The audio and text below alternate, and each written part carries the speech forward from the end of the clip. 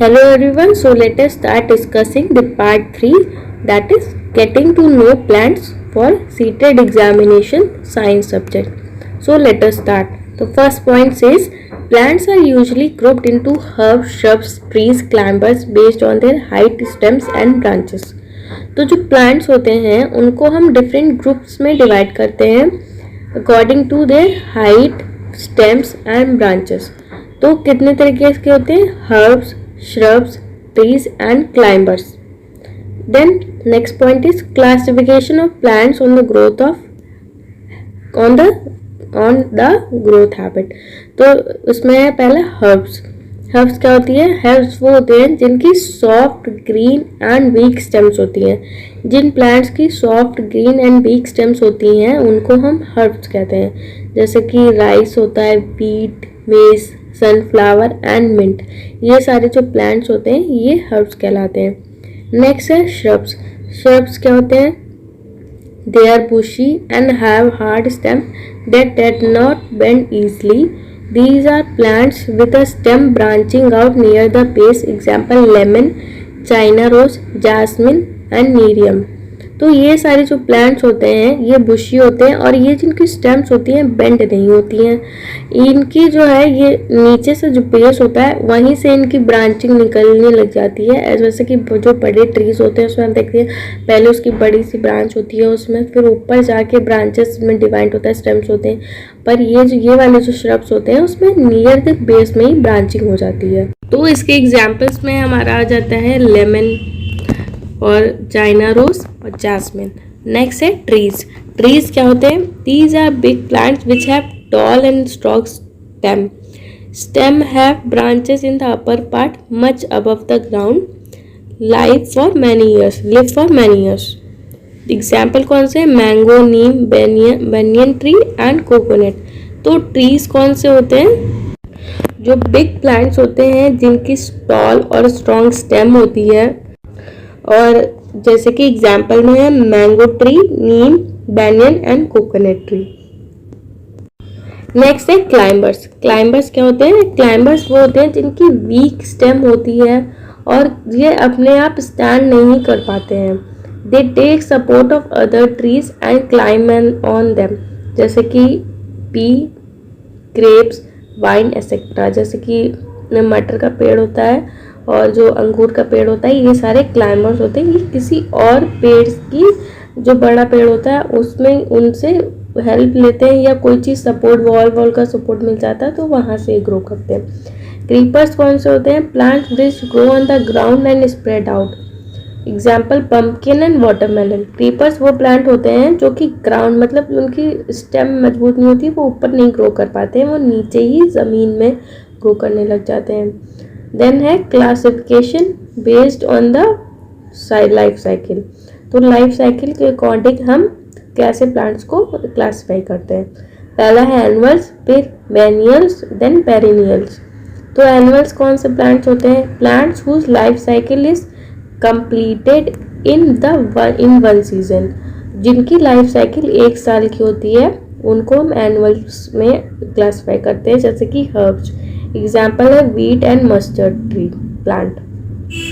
Next है biennials. कौन से होते हैं? जिनकी life cycle required 2 season for completion. इसमें generally herbs and rarely shrubs आते हैं. एग्जाम्पल में है carrot, radish and potato. Next है पेरिनियल्स. पेरिनियल्स कौन से? जिनकी life cycle run for more than 2 season. Example guava, बबूल and palm tree. So basically क्या हुआ? एनुअल्स की लाइफ साइकिल होती है 1 सीजन की, बेनियल्स की होती है 2 सीजन की और पेरिनियल्स की होती है मोर देन 2 सीजन्स. देन अब हम डिस्कस करते हैं पार्ट्स ऑफ प्लांट्स. तो पहला है root system. It is the underground portion of the plant. Next है tap root. It is the main primary root arises from the lower end of the stem.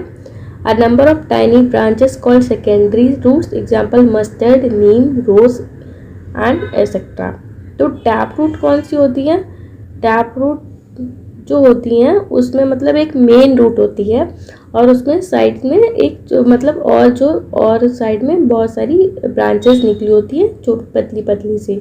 उसमें tap root में एक main root होती है, जैसे कि example है mustard का प्लांट, नीम, रोज एक्सेट्रा। नेक्स्ट है हमारा फाइब्रस रूट। फाइब्रस रूट में क्या होता है कि इसमें कोई भी मेन रूट नहीं होती है। इसमें आप जब बेस में देखेंगे तो आपको वहाँ पे बहुत सारी रूट्स दिख जाएंगी। तो इसका एग्जांपल कौन सा है, वीट, मेज एक्सेट्रा। तो अब नेक्स्ट पढ़ते हैं रूट सिस्टम का फंक्शन क्या होता है। तो फर्स्ट है root absorbs water and nutrients from the soil. Next, roots helps the plant to stand erect. Roots check soil erosion, roots store food and prop roots offer extra support। तो function of roots में क्या है कि वो water and nutrients को absorb करती है soil से। वो हेल्प करती है कि प्लांट को वो स्ट्रेट खड़ा रहे और सॉइल इरोजन ना हो। तो अगर जैसे कि रूट्स मजबूत होगी तो सॉइल इरोजन ऐसे इजीली नहीं हो सकता है, और जो स्टोर फूड को स्टोर करने में। Next is shoot system. So let's see what is shoot system. The part of the plant which grows above the soil. It includes stems, branches, leaves, flower and fruits.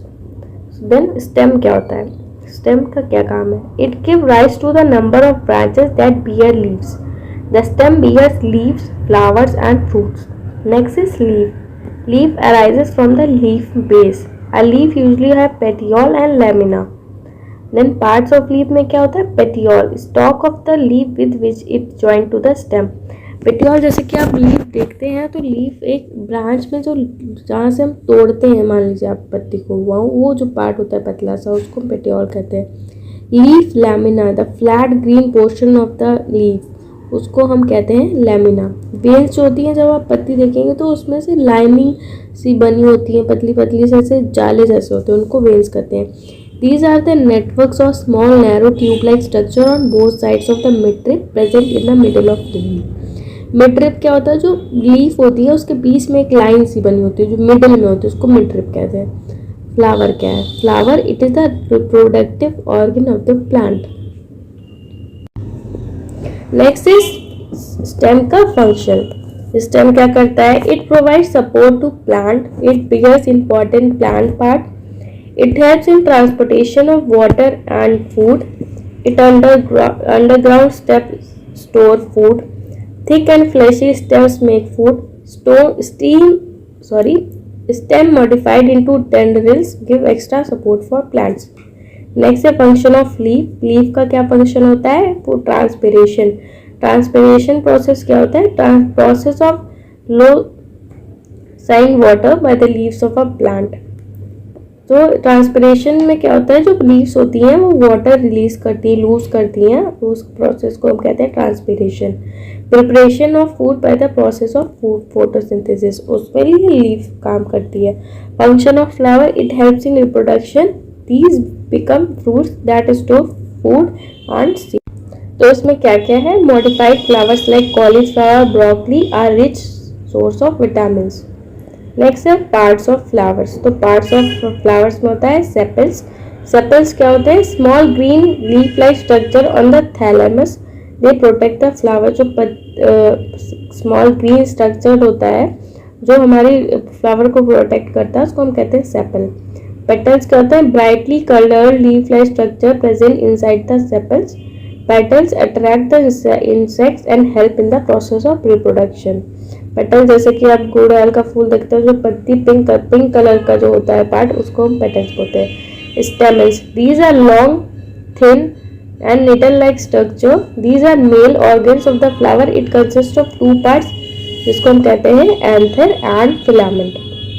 तो anther क्या है, the swollen tip of each stem that encloses it in a small powdery stems called pollen grains।